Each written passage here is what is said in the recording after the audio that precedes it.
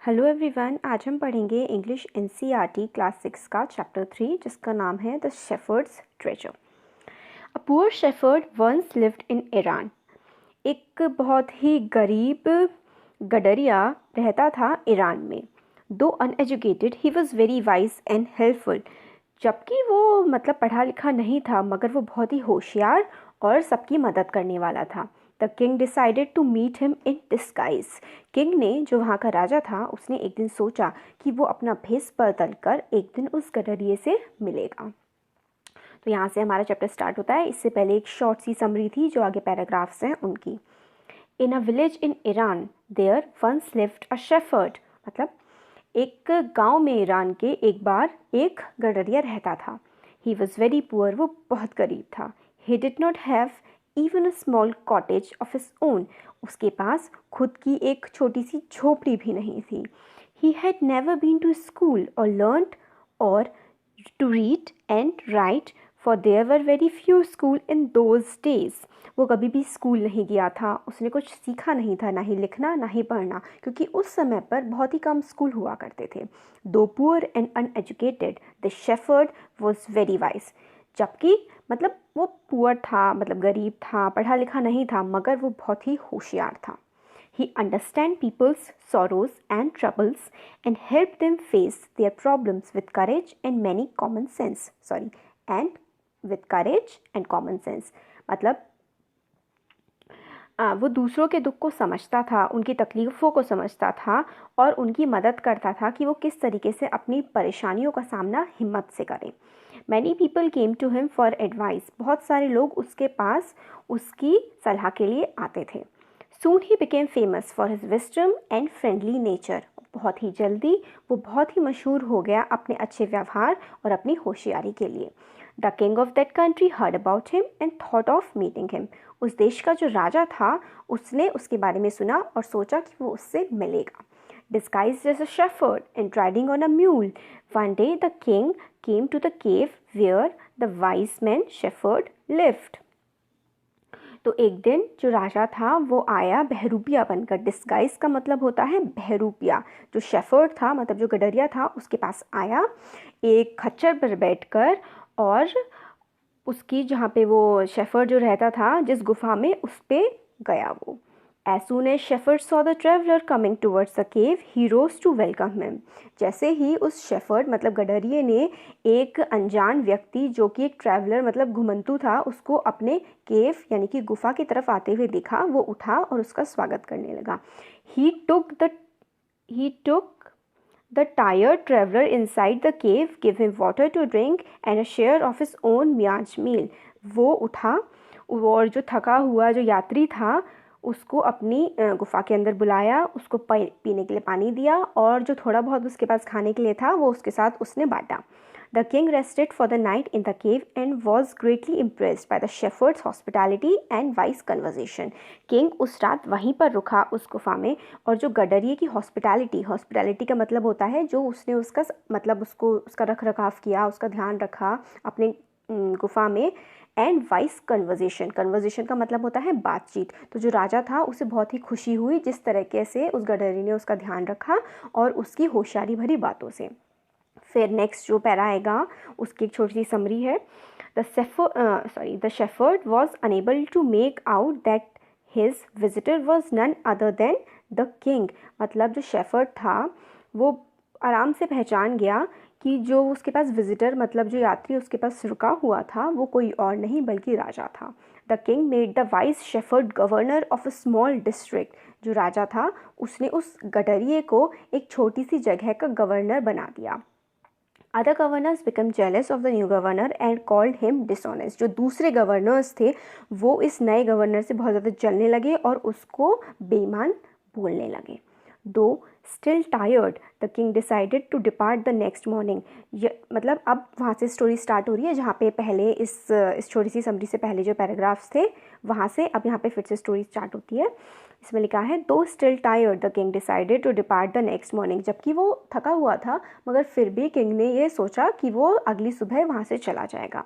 He said many thanks for your kindness to a poor traveller. King बोलता है कि आपका बहुत बहुत शुक्रिया कि आपने मुझे जैसे एक गरीब यात्री को अपने वहाँ पनाह दी और इतना अच्छा व्यवहार किया।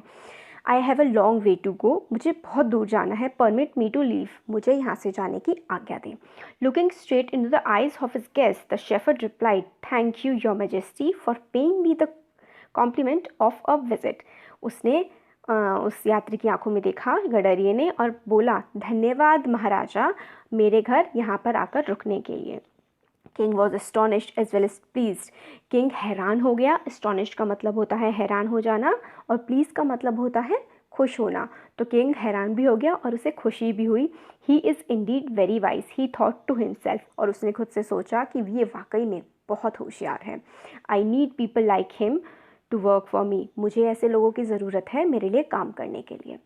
And the king appointed this humble shepherd the governor of a small district, king ने उसको अपॉइंट करना मतलब उसने उसको बना दिया, जो शेफर्ड था, एक गवर्नर एक छोटी सी डिस्ट्रिक्ट का। गवर्नर का मतलब होता है जो उसका रूलर होता है, रूलर नहीं मतलब जो मान लो कोई एरिया है, उस एरिया की जो देख रेख करने के लिए जो सबसे बड़ा जो ऑफिसर मान लो वो होता है, जो उसका देख रेख करता है, वहाँ से टैक्स कलेक्ट करता है, वो सारे काम जो करता है उसको हम गवर्नर बोलते हैं, और रिपोर्ट वो करता है राजा को। ठीक है, अब आगे बढ़ते हैं। Although he rose to power and dignity, the shepherd remained as humble as ever.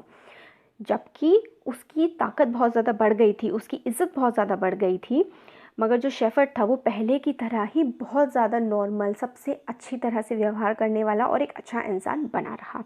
People loved and honoured him for his wisdom, sympathy and goodness. जो लोग थे वो उसको बहुत ज़्यादा पसंद करते थे और उसकी बहुत ज़्यादा सम्मान करते थे। ऑनर का मतलब होता है सम्मान। उसकी होशियारी के लिए, उसकी अच्छे व्यवहार के लिए, और उसकी जो लोगों के प्रति मतलब सिंपैथी का मतलब होता है कि ऐसा फील करना जैसे कि दूसरे के दुख को अपना दुख समझ के उसकी मदद करना, सहायता करना, या उसको उसी तरीके से समझना जैसे हम अपने दुख को समझते हैं, तो वो चीज़ होती है sympathy. He was kind and just to one and all. जो शेफर्ड था मतलब जो अब गवर्नर बन गया था, वो हर किसी के लिए बहुत ही अच्छा था और सबके साथ बिल्कुल अच्छा व्यवहार करता था। His fame as a fair and a wise governor soon spread throughout the country.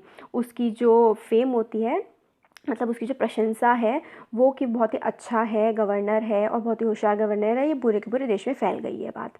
Now the governor of other provinces grew terribly jealous of him and began to talk to the king against him. तो फिर क्या होता है कि जो बाकी दूसरे governor होते हैं जो अलग अलग प्रोविंसेस मतलब प्रांतों के, वो इस जो नया गवर्नर होता है, जो शेफर्ड होता है पहले अब गवर्नर बन गया था, उससे बहुत ज़्यादा जलने लगते हैं और किंग के कान भरने लगते हैं उसके खिलाफ। They said he is very dishonest and keeps for himself a part of money that he collects a tax from the people. वो गवर्नर जो हैं वो किंग्स के कहते हैं कि ये जो नया गवर्नर है ये बहुत ही बेईमान है। डिसऑनेस्ट का मतलब होता है बेईमान, और जो वो टैक्स कलेक्ट करता है आपके प्रांतों से, उसका एक पार्ट जो है ना पैसे का, वो अपने पास ही रख लेता है। Why did he always carry with him they added an iron chest. वो अपने साथ एक आयरन चेस्ट मतलब एक मतलब आप समझ लीजिए जैसे कि एक झोला टाइप का जो होता है, उसको इसमें आयरन चेस्ट बोला गया है। वो अपने साथ एक झोला टाइप का हमेशा क्यों रखता है, ऐसा क्या होता है उसमें? Perhaps he carried in it the treasure that he had secretly collected. Perhaps का मतलब होता है शायद, वो अपने साथ लेके रखता है ट्रेजर। ट्रेजर का मतलब होता है खजाना। सीक्रेटली कलेक्टेड मतलब वो अपने पास खजाना रखता है जो उसने चुपके से, चोरी चुपके से लोगों से कलेक्ट किया है, मतलब इकट्ठा किया है। After all they said mockingly, he was an ordinarily and could behave no better। फिर वो कहते हैं आफ्टर ऑल मतलब चाहे कुछ भी हो जाए, दे said मोकली, मोकली मतलब बिल्कुल ही हंसकर या फिर मजाक उड़ाकर, कि वो जो है एक बिल्कुल मामूली सा गडरिया ही तो है, वो इससे ज़्यादा अच्छा बर्ताव और कर भी क्या सकता है। फिर एक आगे छोटी सी समरी है। The new governor was called to the palace, मतलब जो नया गवर्नर बना था उसको राजमहल में बुलाया गया। He was order to explain why he always carried an iron chest. उसको बुलाया गया और ये बताने के लिए उसको कहा गया है कि वो अपने साथ ही आयरन चेस्ट, ये झोला टाइप की जो चीज़ है, ये वो क्यों रखता है हमेशा अपने साथ। The chest contain no gold or silver. फिर इसमें बताया गया है कि जो उसके पास झोला या जो चेस्ट था उसमें ना ही कोई सोना था ना ही चांदी थी। फिर आगे है, At first, the king did not pay attention to these reports, but how long could he ignore these governors and their endless story about the shepherd? तो क्या होता है, शुरू में तो किंग जो होता है ना, राजा वहाँ का, वो कोई ध्यान नहीं देता इन गवर्नर्स की फालतू की बातों पे, मगर वो बार बार नई नई कहानियाँ सुनाते रहते हैं, तो किंग भी कब तक इग्नोर कर सकता था, मतलब कब तक नज़रअंदाज कर सकता था इन सब बातों को। One thing was certain, the king discovered the new governor did carry N iron chest with him all the time. मतलब किंग सोचता है कि एक बात तो पक्की है कि जो शेफर्ड है, जो अब गवर्नर बन गया है, ये हमेशा एक आयरन चेस्ट, एक झोला टाइप का अपने साथ हमेशा ज़रूर रखता है। So one day the new governor was summon to the palace. सो एक दिन नए गवर्नर को पैलेस में बुलाया गया। समन का मतलब होता है बुलाना। He came riding on his camel, and to everyone's delight, the famous iron chest was fastened securely behind him on the camel's back.